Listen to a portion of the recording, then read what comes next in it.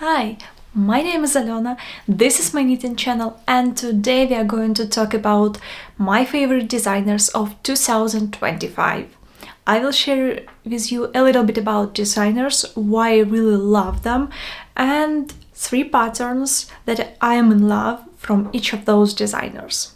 If you are not subscribed yet, please consider subscribing because this helps to grow my channel and to create more videos for you.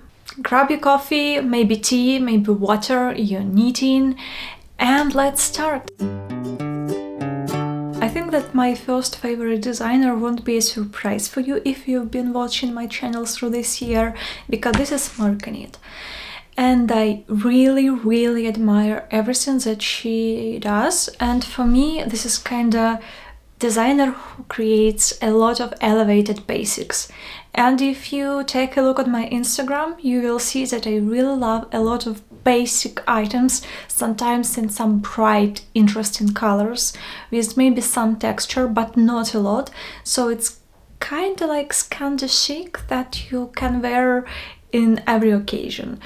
That's why I think that she is right from my alley. She has been designing from, I think, 2022, and currently I would say that she is really popular and known for some of her designs, like Chantal series of patterns, and I think she has Charlie Pullover, which is quite popular as well. But I want to share with you 3 patterns that she designed this year that I really love. And the first pattern will be, of course, from her famous series of Chantal patterns. I have sweater, I'm knitting mittens, and recently she introduced hat. This is a Chantal hat with folded 1x1 brim and slip stitch pattern for the crown. She provides 2 options of the crown. You can go with standard decreases at 4 points, or you can go with interesting decreases with 7 points. They will be kind of wedged, and it creates really nice texture, as you can see over here. And I think that I'll go specifically with this type of the crown because it looks a little bit more unusual. I used to knit a lot of I have a lot of hats that have this, you know, like standard decreases where you have 4 points of decreases and you kind of decrease like that. So I want to try something new, and I think that this pattern will be definitely a good option for that. The recommended yarn for this pattern is Eco Cashmere Vintage by Gepard. By the way, I have it. So this is kinda sport weight cashmere, but it is a little bit more thicker than usual Cardiff cashmere, for example, where it is here. I have some yarns that I will share with you today as well, so you can see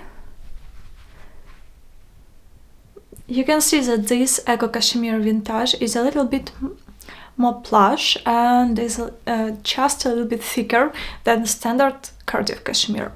That's why she suggests 2 options. One is this yarn, Gepard Eco Cashmere, or Cardiff cashmere together with a lace weight cashmere prime, which is silk plus cashmere, so it's kind of like soft silk mohair, usual one, but with brushed cashmere instead of mohair. But it's incredibly soft, but it's also kind of pricey. But I think that hat is a place where you can splurge and buy something really nice for you. Like this one, really. I would go with Eco Cashmere Vintage because this is 50% ordinary cashmere and 50% recycled cashmere from Italian fabrics and Italian leftover fabrics, I guess. And this one is a little bit sturdier. It's not so fluffy, especially at the very beginning, and brand recommends to steam this yarn before knitting with it. So kind of before you will kick it up, you can use your steamer, just go through the yarn, and then it will help to get a little bit more fuzziness, and then when you block it, it becomes really, really nice fabric. So you can go with it, and I think the texture will be much more visible with this yarn rather than with Premier plus Cardiff Cashmere, because it will be much fluffier. So I think slip stitch kind of loses its effect. The next pattern is the one that I've already mentioned in my video about elevated basics. If you haven't seen it, please go, it should be somewhere here. Please go and check it out. I will also add the link in the description below. So this is kind of your standard drop shoulder construction, but with some twist. When you knit this sweater, you start this provisional cast on, and then you knit back yoke, not from top to down, but from bottom to the top. That's why you will have, instead of increases to shape this trapezoid shape, you will have decreases, which creates really nice line, and I guess that it will be a little bit less stiff, because usually if you go from the top to the bottom, you will have a lot of increases that may make this part of fabric a little bit stiffer. And if you want to add something nice, you'll have to go with increases and not with German short rows. And I think that this is a good balance of beauty and convenience of knitting, because after that, after knitting this beautiful back yoke, you will do kinda usual one with knitting both shoulders, then knitting flat your front yoke, and then joining the round and knit sweater as usual from top to down. I know that a lot of people really prefer this option, and that's why if you prefer this option, this sweater will be as usual knit for you. The only difference is this one small step. And then you pick up stitches for your sleeves. I bet you have tons of short rows as usual. She really takes care about a lot of tiny details and fit. That's why you'll have a lot of short rows to form sleeve cap. And then you finish sleeves with really long cuffs. Those cuffs are knit in one by one rib, and you will also have slits that also add a little bit more details. I'm not sure about going with those slits on cuffs. I don't know how practical it will be, especially because I work on the table, it may bother me a little bit. But those slits on the body, which you will add on your hem, is really something that I will go with. And also for the hem you have long one by one rib, and you have folded neckline with one by one rib. Pretty easy sweater with really, really cool details. And over here, designer recommends to go with sport weight plus lace weight yarn. She recommends to go with Lamana Como and Lamana Premia, or Filcolana Tilia with Filcolana Pernilla. Pernilla will be a little bit more sturdier and scratchier than Lamana Como. Lamana Como is really, really soft, smooth merino yarn. They also mention that you can wash it in the washing machine. I'm not sure about it, like on gentle cycle, not sure about it. I won't risk washing it in the washing machine, like no, but I will try to do it with a swatch. I'm kind of curious about this. And the version with Pernilla and Tilia, I think it will be much sturdier, and if you want to have a nice sweater that will hold its shape and be a little bit more structured, I would recommend to go with this option. I don't have Pernilla over here to show you. I have somewhere here Tilia, but it's kind of standard soft silk mohair. No, I don't have over here my Lamana Como Cashmere. By the way, you can also go with not standard Como, but with Como Cashmere. It will add a little bit more fluff to your garment. And by the way, you can go, instead of standard Lamana Como, you can go with Lamana Como Tweed, for example, to add a little bit of visual interest with those tweedy bits. The yarn is soft. I would say it's kind of the same softness as standard Como, or also you can go with Como Cashmere. It will add a lot of fluff to your garment, and I would say that's even softer. So you have a lot of options how to knit this beautiful sweater. And third pattern of Morecaknit, probably you may guess which one, is Janet cardigan. I'm not biased, honestly. It doesn't mean... I'm not mentioning this because I've test knitted this pattern, and by the way, this yarn was kindly gifted for the test knit. No, I'm not mentioning it here just because of that. I'm mentioning it because it's stunning. Like really, really stunning. This is kinda drop shoulder cardigan. As usual, you may think that there are like not a lot of difference from other drop shoulder cardigans, but believe me, it is so worth it. So you have your kinda standard approach of knitting drop shoulder cardigans. You start from the back, you shape your trapezoid back yoke with short rows, and then you go sometimes straight, and then, as you can see, you'll go over here with some increases, so you kind of form in this underarm detail. Then you pick up stitches for your front, and you have some decreases over here to shape nicely your shoulder cup. And then after that you need as well a little bit straight with a little bit with increases for your neckline, then you need a little bit straight without any increases, and then you form this armhole part as well as on the back.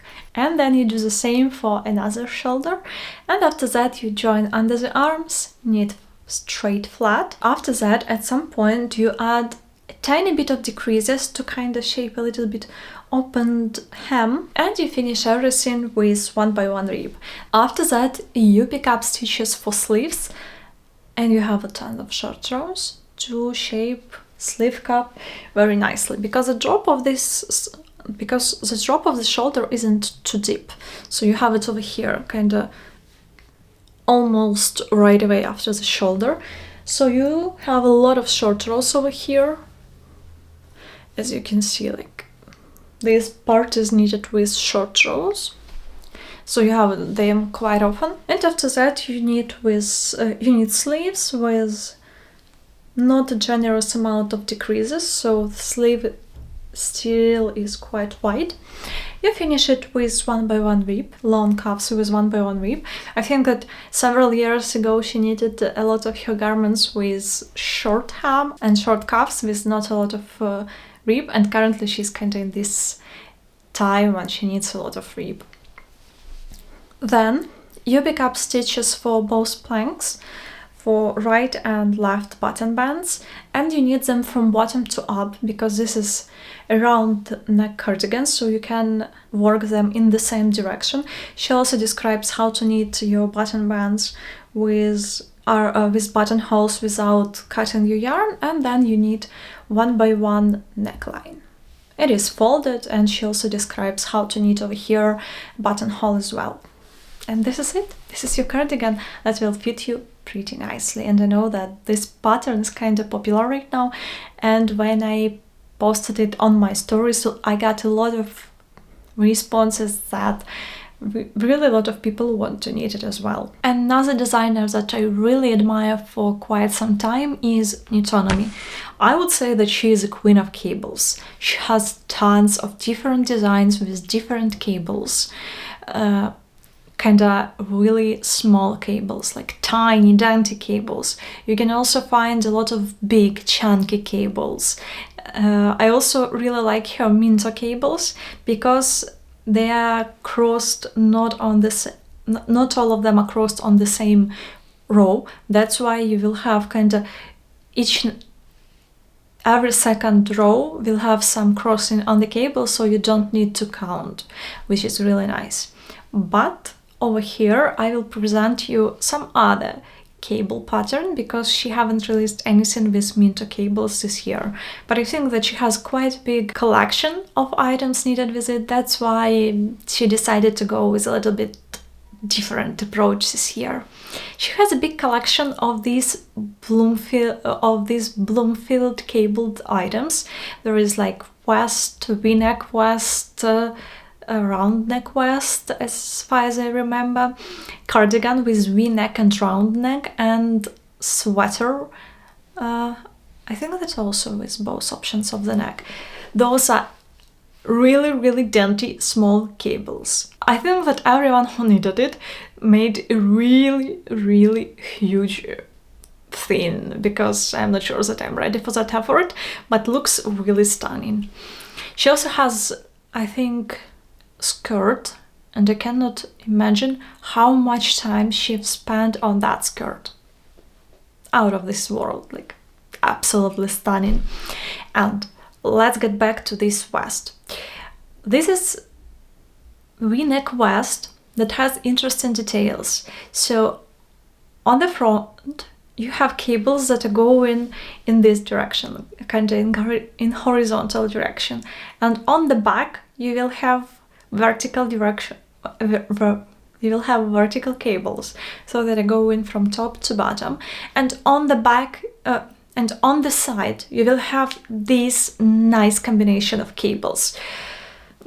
Chef's kiss. It looks so stunning. There is not a lot of details about this pattern on Ravelry, that's why I cannot share a lot about process and the process of knitting this vest. What I know for sure is that it's knitted from top to bottom, and you will also have 1x1 ribbed neck and armholes. The recommended yarn over there is Cardiff Cashmere Brush Light plus Cardiff Cashmere Silk 8. This is a huge investment, I would say, because Brush Light is kind of on the expensive side, and Cardiff Cashmere Silk is really expensive yarn, because it is silk and cashmere, but not in a way as you may think. It's not like a mohair type of yarn. It's like this smooth, shiny, beautiful yarn. They have such a nice color selection, but I'm not sure that I'm ready to invest into it. So you can try to go with some DK weight yarn, or maybe something like sport weight plus soft silk mohair, or maybe fingering weight, like 200 meters per 50 grams. I think that you should manage to do it as well. For the next two patterns, I think that I'm cheating a little bit, but I still feel that they are gorgeous. So this is sweater and skirt. This is Boston skirt and Boston V-neck skirt. She also has vests in the same Boston series, and sweaters can be with V-neck and round neck. And I really feel that this costume looks perfect. This is top-down skirt that you need starting from the waistband. Waistband is knitted in 1x1 rib, then it folded double, and after that you add some short rows on the back to raise a little bit the back, because we need some space for the bum. And then you will have beautiful increases on both sides of this skirt to shape according to your body. You will have nice traveling rib. Really like those details, and I would say that traveling rib and traveling cables are my favorite details in some structural patterns. The bottom hem of this skirt is knitted also with 1x1 rib, and kind of similarly you knit your sweater. It's also top down with those rib details with traveling rib. You shape your back with increases, so you kind of have this standard trapezoid shape. Then you knit both shoulders and you join them a little bit later than the round neck, and then you knit your front yoke flats, and you join in the round, and knit as usual in the round the whole body. Then you pick up stitches for your sleeves, and you're knitting them just in the round, finishing with 1x1 rib cuff. And stitches for the neckline is also picked up, and you knit it in 1x1 rib. Sounds, I would say, similar, but it creates really nice look, and especially if you knit it as a set, I would go for it for sure if I have a little bit more hands. But I'm not sure about knitting skirts for myself, as I sit quite a lot on a lot of chairs, and I'm not sure if it would look like nicely after like a month of sitting or something like that. Magdalene recommends to go with cashmere from Pasquale. cashmere 628. This is a little bit more plush cashmere compared to Cardiff. It is a little bit fluffier, even inside the ball, even in the ball, because you know, like usually with Cardiff cashmere you have to wash it and then you'll have a lot of that fluff. This one is fluffier right away from the ball. It has the same yardage as standard Cardiff cashmere yarn, but the difference is that over here longer fibers of cashmere is used. That's why it should be a little bit sturdier than Cardiff cashmere, but it's still exactly the same softness. No.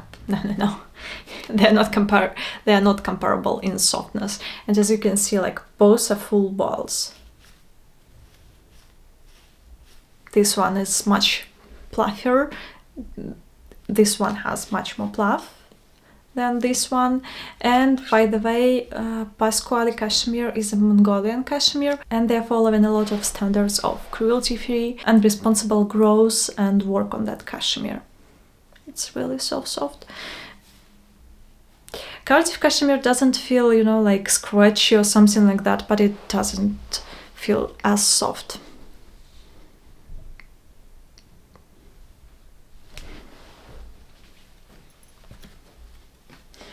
But if you're not ready to invest into cashmere fibers, you can go with fingering weight plus mohair and you will still have a really nice fabric. I'm not sure about cashmere skirt. That's like honestly really not sure, especially this is a huge investment when you want to knit yourself something big with cashmere, not a hat.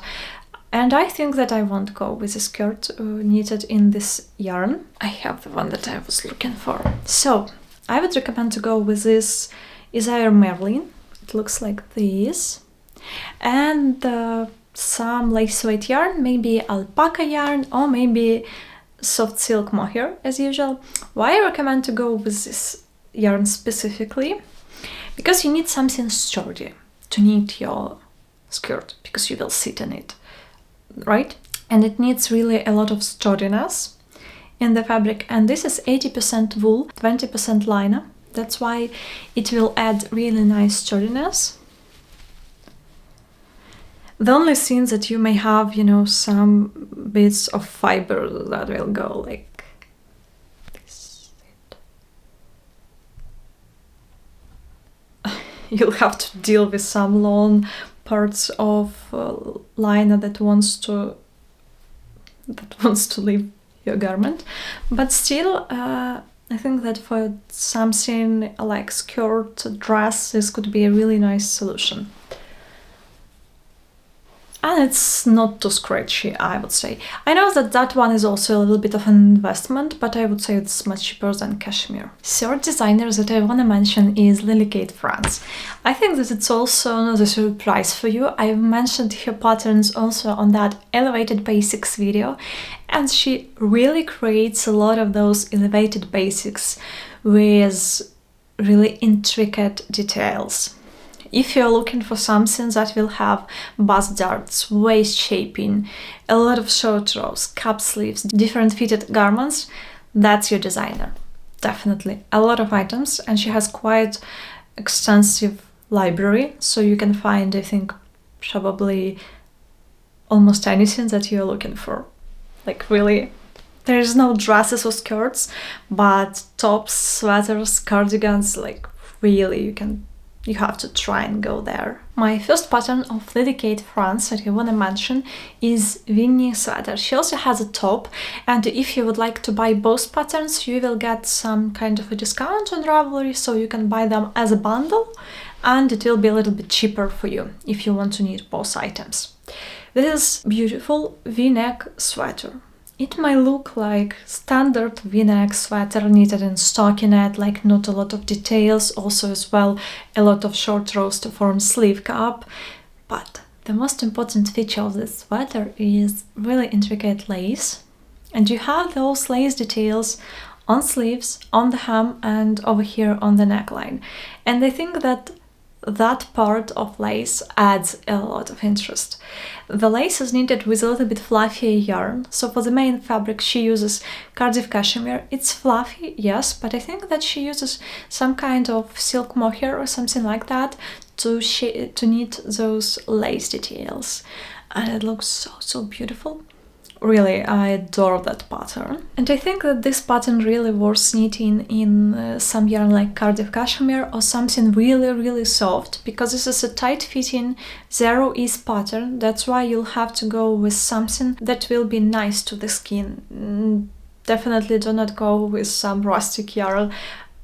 Not sure that you will be able to wear it, because as this pattern has zero ease, it won't be really easy to put something underneath, like maybe some thin layer, but it can be a problem, so it's better to invest, and I think that it's really worth it. A lot of those patterns that I mentioned here, I'm not sure, except for the head, that you need to invest in cashmere, but for this one I would go for it. The next pattern is Josephine top, and this is slick, sleeveless 2x2 ribbed top with ton of rib, of course, with short rows, with decreases, with increases, with waist shaping. And as I mentioned before, I really love traveling rib, and this pattern has it. This is the only bottom-up pattern that I'm sharing with you. Yes, Hero Sweater had some parts of bottom-up construction, but this one is knitted fully as a bottom-up, and while knitting it you might feel like you're doing something wrong, because the garment will be like really small. It has like 20 centimeters of negative ease or something like that, so crazy amount of negative ease. So when you wear it, you will see all beauty of this 2x2 rib. It should fit you like a glove. Really recommend this pattern as well, and I'm a little bit scared of it because it's bottom-up construction, but I think that I should go with it. But you have to use some stretchy yarn that has some memory, so I won't go with cotton, maybe 50-50, like 50% merino, 50% cotton, but I would go maybe 50% silk, 50% merino. Not a lot of, it shouldn't be more than 50% of merino yarn. Maybe if you can tolerate in summer or as a layering piece totally, like full merino, go for it, because it needs a lot of stretch and it needs really a lot of memory, so it won't stretch too much. Also, this pattern features boat neck, which I think really suits a lot of people, and I would say that probably this designer has the most feminine patterns from other designers that I'm mentioning here, and that's really, I think, should be your go-to if you're looking for something dainty, chic and feminine. And the last pattern is Knitting Community top. I also mentioned this one on in my video about my favorite patterns of first part of 2025, and kind of obvious that I'm mentioning it here as well, because it is really amazing. This is top-down fingering weight yarn top that you can knit with short sleeves, with long sleeves. You'll have bust darts, you will have waist shaping, you'll have everything that you need to get really nice basic piece that you can wear and style with everything. I have yarn for it. I have this beautiful 50% yak, 50% mulberry silk. This is gorgeous. It is soft. It is shiny, it should look so nice on the top, but I want to have it with long sleeves, and I'm intimidated with knitting a ton of stockinette on small needles. I don't have a lot of even stockinette, I don't have even a lot of fingering weight tops, like summer tops, and this one, and you know, like investing time into knitting long sleeve top with fingering weight yarn, really scary. And the last designer that I wanna talk to you about is Petite Knit. I know that a lot of people have mixed feelings about Petite Knit. I am not one of those people. I really adore her designs. I'm a big fan. She was one of those designers who I started knitting with. Like my first knitted part, my second sweater that I've ever knitted was her design. It is really easy to read, easy to knit, and usually if I go with Petite Knit pattern, I know that I will have something cool for every day. That's why, sorry, but I totally in love with Petite Knit. I would say that previous year I wasn't fully into all of her patterns. Some of them were really stunning, but I wasn't sure about Cloud series. I know that a lot of people love it, but for me it wasn't something, like, my heart wasn't there.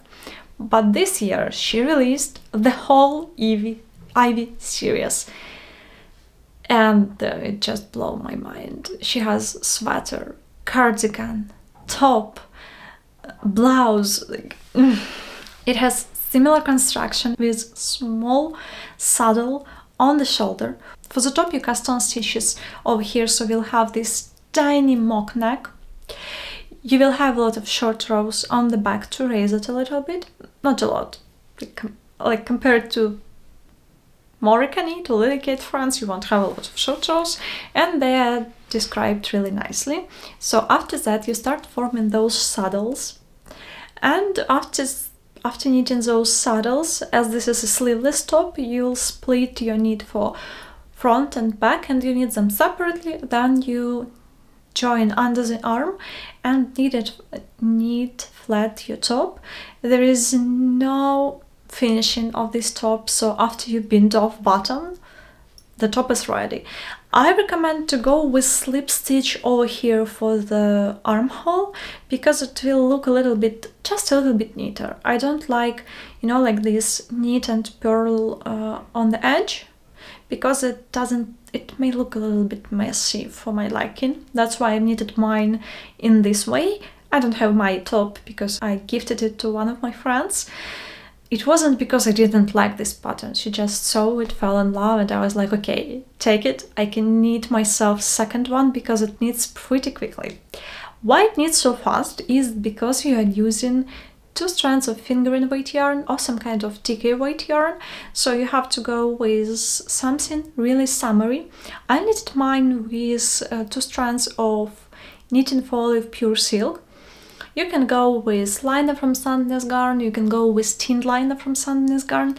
Probably I would go with tin liner and with some fingering weight yarn held double, because it will have much more drapes than if you knit it with liner from Sandnes Garn. It will be just slightly stiffer.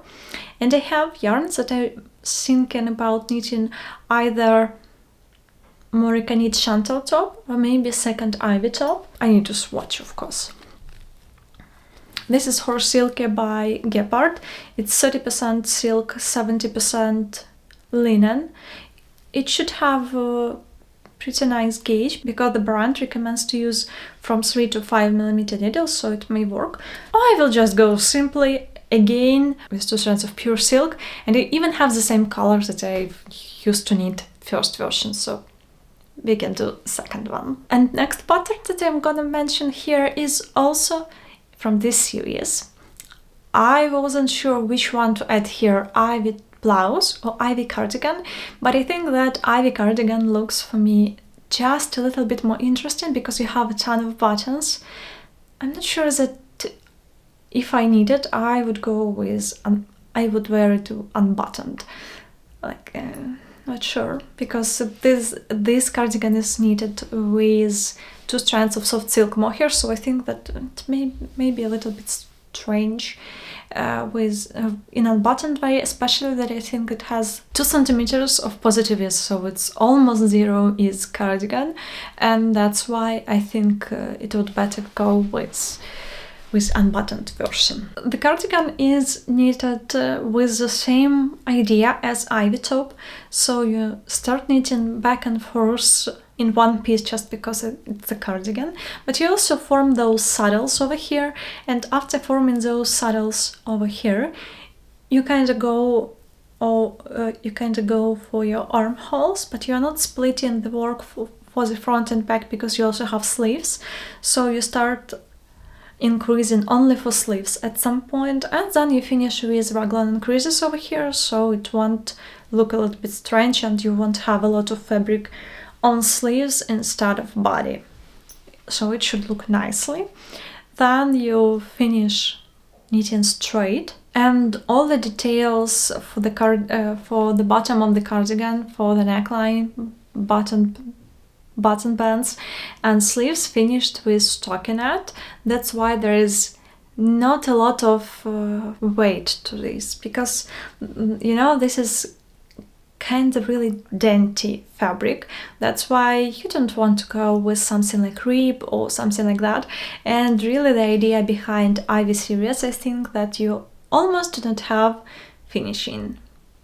I think that it's really cool because not a lot of us loves to pick up a lot of stitches or maybe to knit a long rib.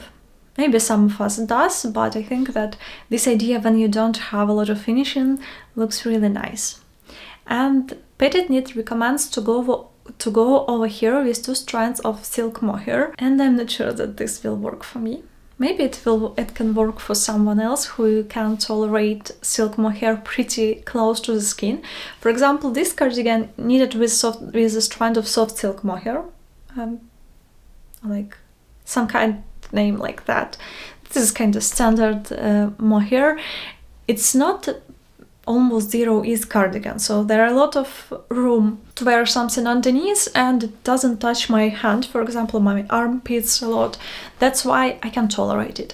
But this cardigan will have almost zero ease, so it will be really tight on your body, and not sure that 2 strands of mohair will work nicely. Especially for me, it would be too prickly.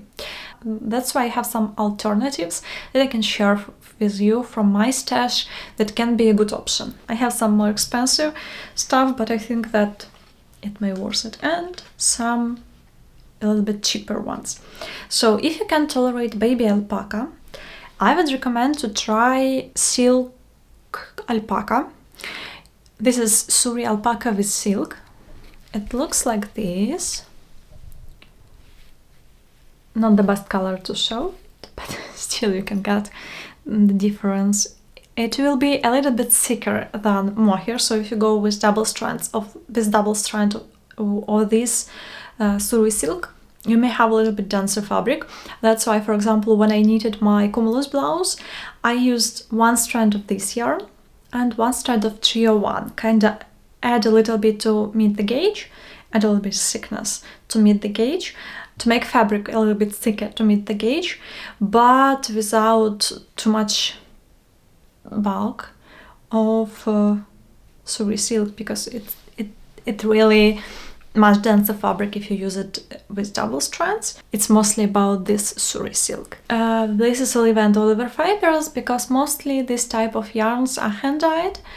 And if you go with 1 strand of it plus 1 strand of maybe like 301, it can be not budget friendly, a little bit more expensive, but still kinda okay for your pocket. Another option that I have over here is kinda luxury one. I'm also holding this yarn with 301 because 2 strands of it would be really expensive. This is Garna Cumulus. This is 75% cashmere, 26% silk. In 25 grams you got 300 meters. It looks like this. This is brushed cashmere on silk. It is soft, it's really soft like a kitten, and truly like a kitten, because you know, like you see this fluff? And with blocking it should get even fluffier. I know that this one is kind of on expensive side, but if you want to give yourself some kind of Christmas gift, I recommend this yarn. And I think that probably I can buy myself a little bit of it to knit something like Ivy cardigan instead of advent calendar. I haven't bought any advent calendar this year, so we have some money that maybe I can spend on this. And our third version is Svala by BC Garn.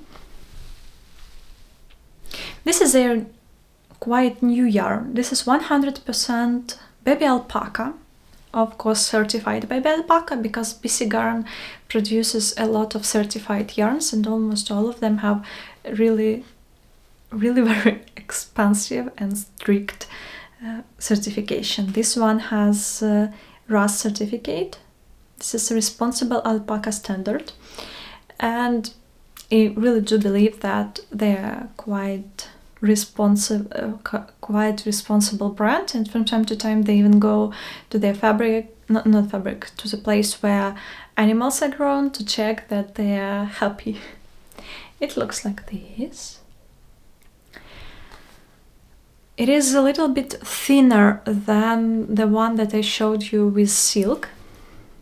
It has not so much fluff as usual mohair. So this one is a little bit thinner than the one I showed you from Olivia and Oliver Fibers, and that's why when you hold it double, it will have this ethereal effect as well. It won't be too see-through, but at the same time it will have this halo, and I think that's really nice substitute. It has 400 meters in 50 grams, and the ball of it costs like usual silk mohair, so it's kind of even cheaper option, more budget friendly. It's not so prickly as mohair for me, but it will have less shine. It won't have shine at all, let's be honest, because there is no silk content. It will look a little bit different, like kind of similar but a little bit different. Usually when you knit something with 2 strands of mohair, you have a little bit of shine, you know, it looks shiny on the sun. This one won't look like that, but if you cannot tolerate mohair or you want a little bit more budget-friendly option, try this Swala. Yes, this yarn was kindly gifted to me, but like I really appreciate their brand and I do buy their yarn as well. And let's go to the next pattern. This is Frankie sweater. This is striped raglan sweater. Nothing new in the construction. Some short rows to raise your back. Then you have raglan increases for the yoke. Also nothing new, right? Then you split for sleeves. You need sleeves. You need sleeves in the round. You need button in the round. Finishing over here similar to the cloud cloud series of patterns. Finishing on the cloud series of patterns I like, but not the shape of them. So finishing on cuffs and hem are a little bit of button, a little bit of 1x1 rib, and then stockinette that curls. So you have this nice edge. It looks really effortless, and you don't need to spend a lot of time on those finishes. And for the neckline, you just have a chunk of stockinette, and you bind off it in the pattern, so it will curl a little bit as well. Nice, simple, stripy sweater. I really like the fact that you will have it top down without knitting flat at all. It'll just a little bit for short rows, but we can live with it, right? And I don't know, I just like the shape of it. I like that the raglan details are not too wide, because my favorite Since knitwear has kind of similar pattern with also raglan and stripes, but there over here is quite wide part for the raglan. I don't like how it sits on the person with stripes. That's why I would go with this one.